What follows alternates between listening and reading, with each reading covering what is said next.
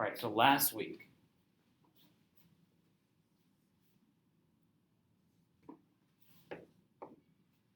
we looked at the demand curve.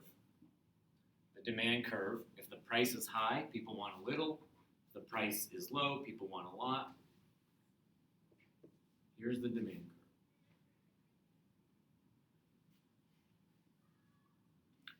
Similarly, supply curve. We have an equilibrium price and an equilibrium quantity. And before we get into, well, as a way to get into brand new things, to talk about what the demand curve is, to sort of figure out and think, okay, what does that exactly say, is a good exercise. Let's say we're talking about apartments in New York City. Here's a super high price. So the equilibrium price of apartments in New York City is, let's call it $5,000 a month. There's some price higher than that, say $25,000 a month, that not this many people want, but some people want that many. There's a price of like $50,000 a month that someone would get, someone would be willing to pay, and then at like $1,000 a month, there's some price, or there's a bunch of people that would want that, including the person who wanted the $50,000 apartment, and the person that wanted the $25,000 a month apartment, and the person that wants a $10,000 a month. It's just that everybody has a point where they're like, no thanks, I'm out. So this person that wants a $1,000 apartment, the price is $1,001 per month, they're out. Here's the person right here, this quantity, the 500th person or whatever the numbers are, that's good for 5,000, but not at 6,000. Right? Imagine that these are like something that you would buy like pizzas, and it's like, well, here's the amount of people that would pay $12 for a pizza, but if the pizza was a little bit higher, the quantity would be less. So this person here, back to the apartment, is willing to spend $25,000 for their apartment. But there's an equilibrium price. Remember here, it's like there's one product, there's one price, there's one good. It's not like there are varying apartments. That's where this breaks down a little bit. But they're willing to spend $25,000, but they only have to spend $5,000 because there's one price. This difference right here is what's called consumer surplus. This person is willing to get an apartment for $5,005, but they only have to pay $5,000, so there's a little bit of bonus there. This person's willing to spend $7,000, so there's some bonus there. Every person on here is willing to spend more than the $5,000, but they only have to spend the $5,000 because that's the equilibrium. The area of this triangle is called consumer surplus.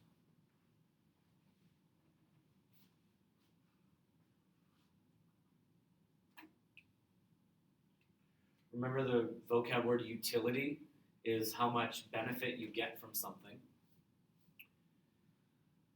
If a Starbucks latte costs $5, but it gives me $7 of utility, I'd be willing to spend $6.99. I'd even be willing to spend $7, but I wouldn't be willing to spend $7.01.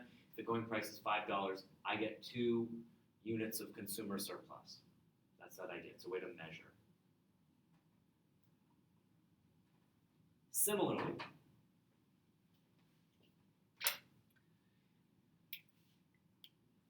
if the price of apartments was $3,000, then there are some people that are offering apartments at $5,000 that say, I can redo this and I'll make it into like a storefront or have some like business in there. Because for a house you have to have certain plumbing that you might not for a business. So if I can only get $3,000, I'm not going to supply this to be an apartment. I'll make it like a business or whatever. That's their supply. But then, if I get $3,001, that person would be willing to rent that apartment out or whatnot. So they get 5,000, even though they would be willing to do it for 3,000. Imagine workers that are supplying their labor, and there's a one wage for all workers at, say, Walmart, and everybody gets $10 an hour. And someone's like, well, I'd be willing to do this work for $8 an hour, but the rate is $10 an hour. That's what they get. That's this idea of the difference between what someone, minimum that they need to have to supply it and the actual going rate. And then that area is called the producer surplus.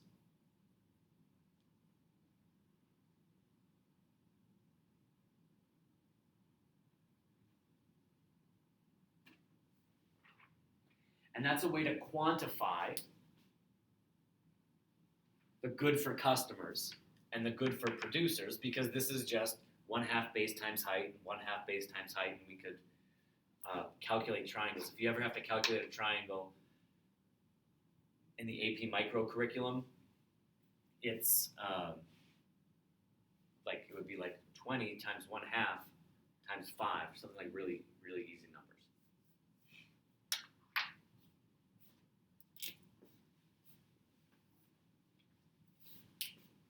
So here's a market.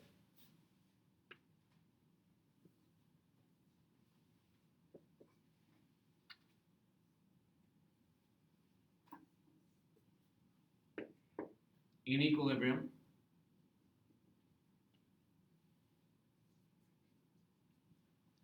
And remember, there are things that shift the supply and demand curve.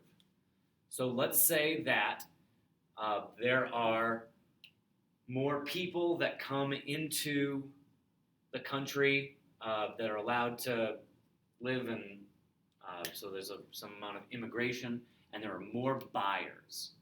More buyers shifts the demand curve out, which gives us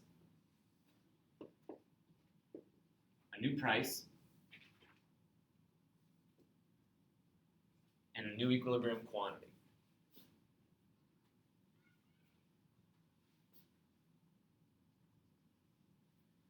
So the question becomes, is this good or bad? This idea of is immigration good or bad? Is it good for people? Is it good for companies, etc.? It's definitely, so the price is higher and more is sold.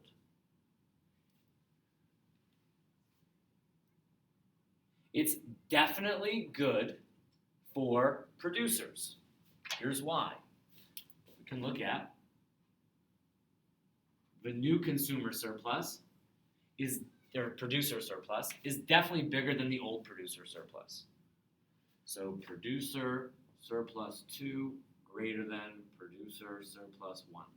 Right? Because that would have just been the dotted line triangle, and that's definitely bigger.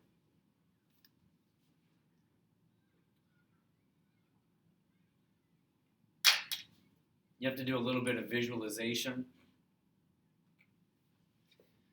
There's a geometry proof in here that's not in our course at all, but it has to do with similar angles.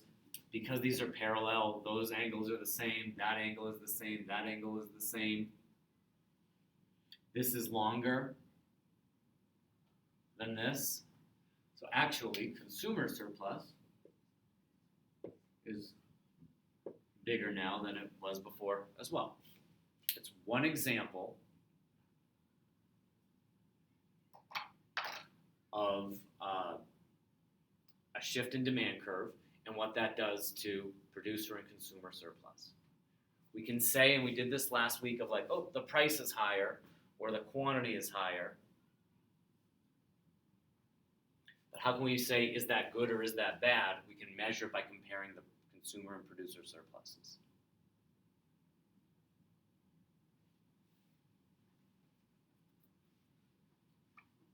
So now we're back here. I don't want to flip to the back yet.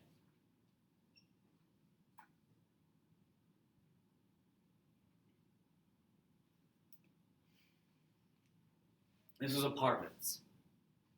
I'm running for president of New York City, and I say that I want everybody to be able to afford an apartment in New York City. I don't want people to go to live in New Jersey. So if you're in the five boroughs, you can have a place in New York City. And I'm going to say this $3,000, I'm going to make that the most that anybody can charge. This is what's called a price ceiling, and we talked about that last week.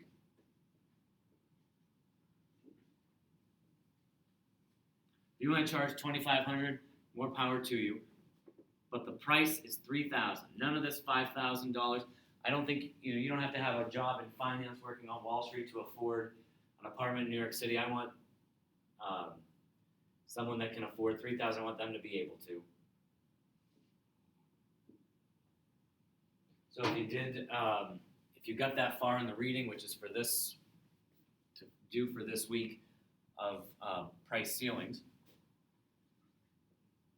I think we talked about it a little bit last week. Here's the quantity supplied. And here's the quantity demanded. Less supply than demand, more demand than supply.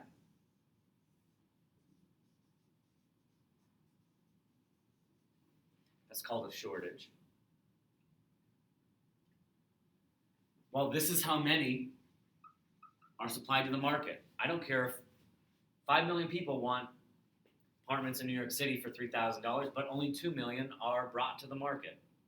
Well, if only 2 million are for sale, I don't care how many people want it, that's how many are going to sell. This many, this quantity, is the new quantity of how many that get transacted. That's the price. How about producer surplus?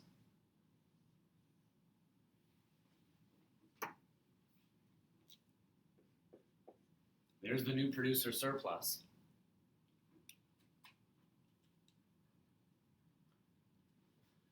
That's the price. This person was willing to make, they're willing to get an apartment for $25,000. That's how much it's worth to them. They only have to pay $3,000. So that's 22 units. $1,000 of units of consumer surplus.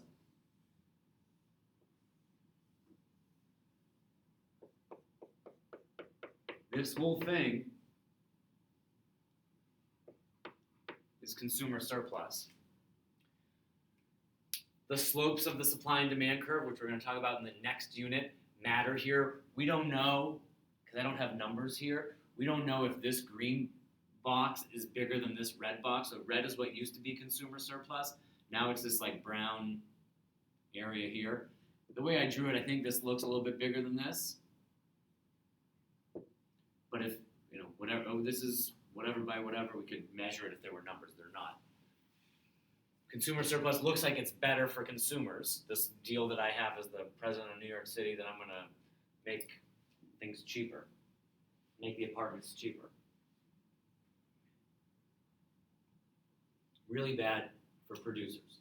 So price ceilings are price controls from the government. If you think of like politics, who, Republicans or Democrats, put forth like price ceiling rules? Price ceiling rules like apartment, rent-controlled apartments. There's an example right here of Uber drivers. In India, Uber's rides were getting so expensive that the city enacted a price ceiling and said it can never be higher than 1.3 times, like you can't do surge pricing super high. Bad for producers, good for consumers. But if it was 1.5, there were people who would have taken that. And if the price of apartments was $4,000, they were transactions that could have happened.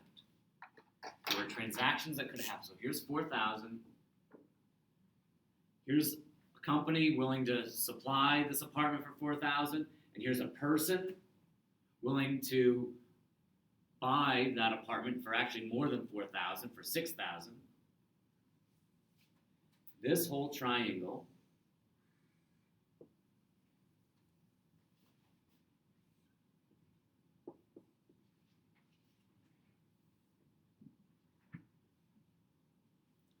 called deadweight loss. These are transactions that could have happened but didn't because of the price ceiling. Good news for you is there's nothing else new for today, except we're going to look at some more examples to just become a little more fluent in this.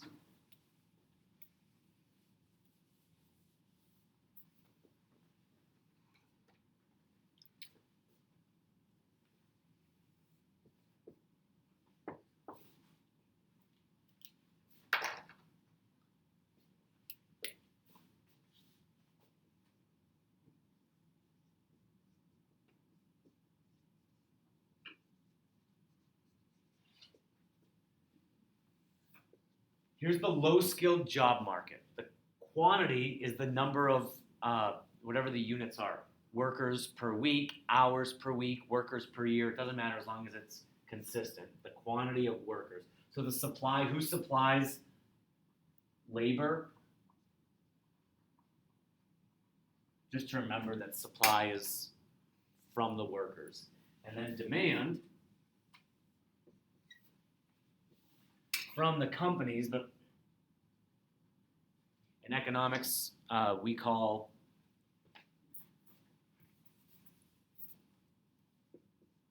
companies firms. This is just a reminder that who's demanding the low-skilled jobs? Companies, firms are. Who's supplying the work? Workers are. Again, we're used to like the people being the consumers and the companies being the suppliers, but it doesn't have to be that way. So there's an equilibrium price.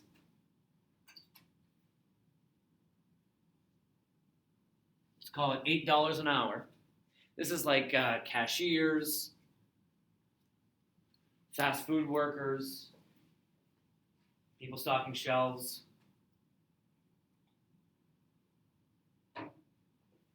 And the going wage is $8. And here's some quantity of workers.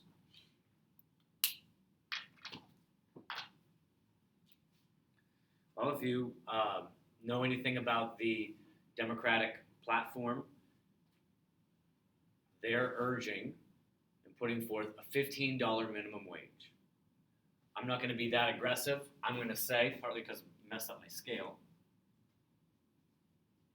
a $12 minimum wage.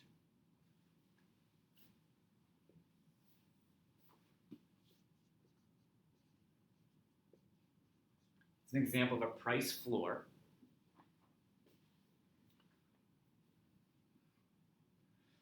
So if you want to pay someone $13, you could. If you wanted to pay them $10, you could not.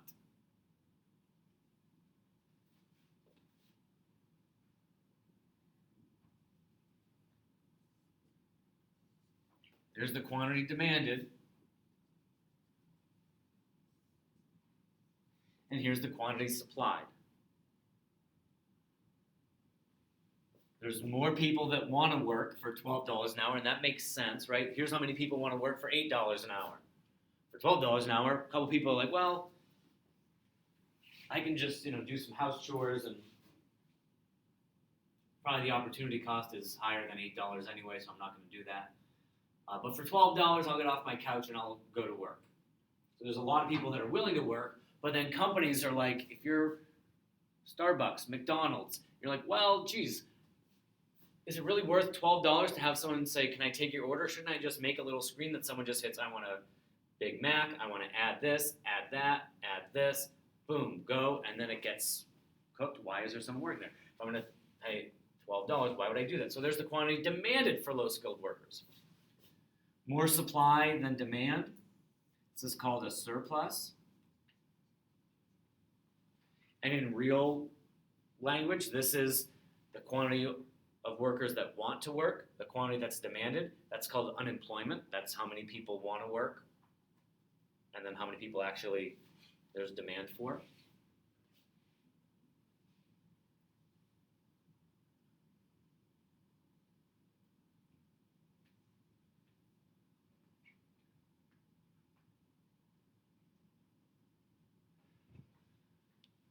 Sure, 10 million people want to supply labor for $12 an hour, but only like 3 million are demanded. This is how many workers get hired.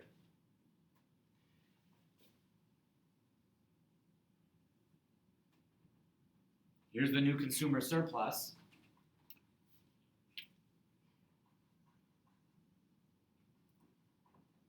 Here's the original consumer surplus.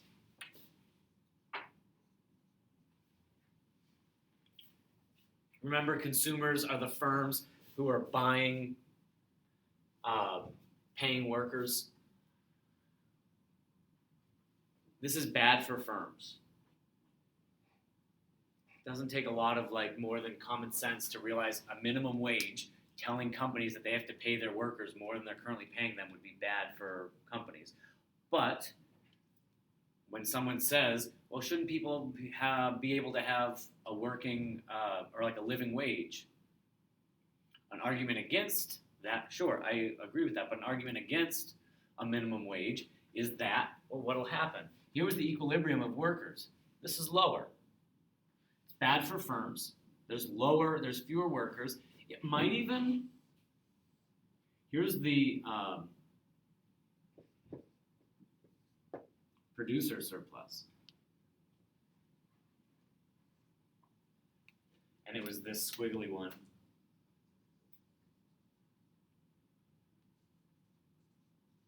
This whole big thing before. Just to be clear, here's the new producer surplus. Just going to be careful that producers are the workers. So that's probably bigger, right? Because we lost this but added that. It depends on the slopes. If we had full numbers here, we could calculate that. Looks like it's the same, if not bigger. So it's good for the people, the workers, bad for the firms, but it's not good for all workers because there's a bunch of workers that used to say, hey, for $8 I would work. For $9 I would work. For $10 I would work. For $8.50 I would work. And the company is like, geez, I would hire you for even less than $8. I would hire you. These are all matches of companies saying, I would pay you $9, and workers saying, I would work for even less than $8. These are all jobs that used to happen, but now don't because of the price floor. And that's another example of a deadweight loss.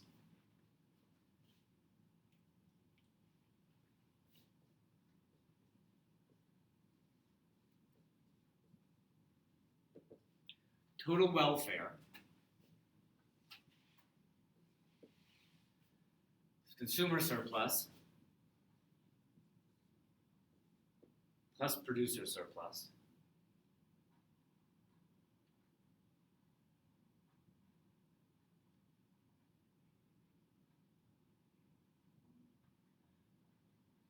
Whenever there's a price control, the total welfare, the sum of these two, becomes smaller, and the difference is that deadweight loss. A way to think of deadweight loss, those are transactions that could have happened, but don't. Would have happened if there was a free market, but don't because of the government price controls.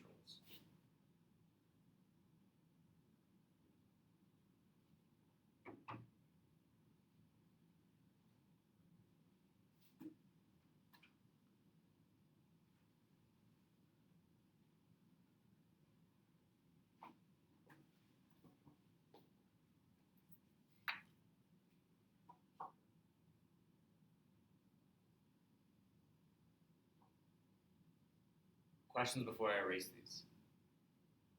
I'm going to do one more example.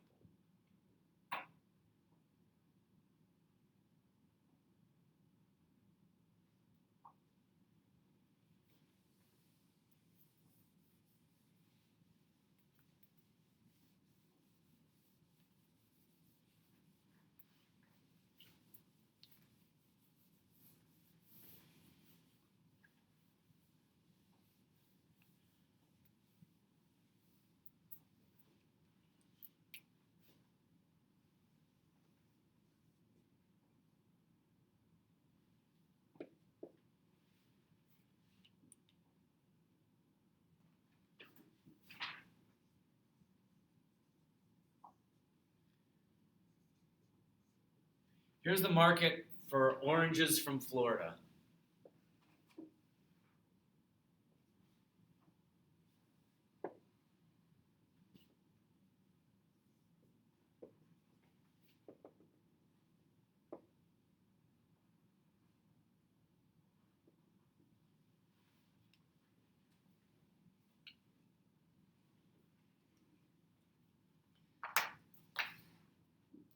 But last fall, there were hurricanes in Florida, wiped out some of the land that oranges were grown on, knocked down some of the trees, created bad conditions for growing over the winter. What does that do? Does that change people's demand? No. Does it change the quantity supplied? Not quite. It changes the entire supply curve. It would mean you could argue that there are less suppliers. It changes the supply. Here's supply 2. I'm going to make them look a little more parallel.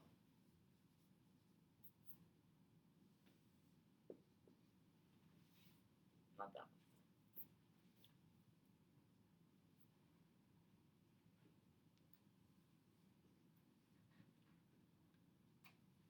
If I were to ask you before you walked in,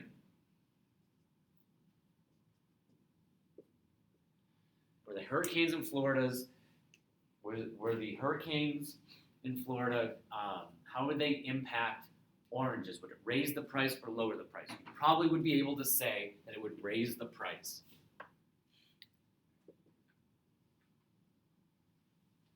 Then I would have asked you, is that good for producers? Is that bad for producers? Is that good for people or is that bad for people? And that's a little bit harder to say until we look at it this way.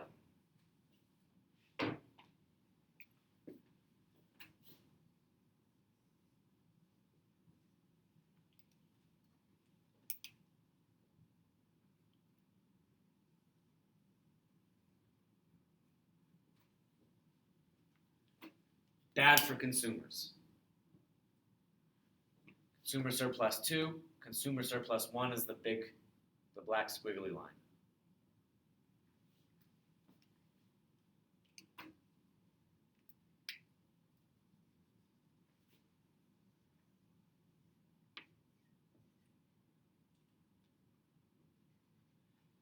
Here's producer surplus 1, the original. Here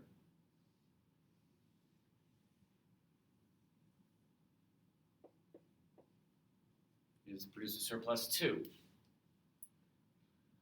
Similar angles, one length is shorter. It's there's a word for that. The ratio is the same. The area is smaller of the second producer surplus. Again, if I were to ask you, okay, hurricanes in Florida means supply of oranges are down. What is that good for consumers, bad for consumers, good for producers, bad for producers? This is a way to quantify that. And that's what these are. These are just models.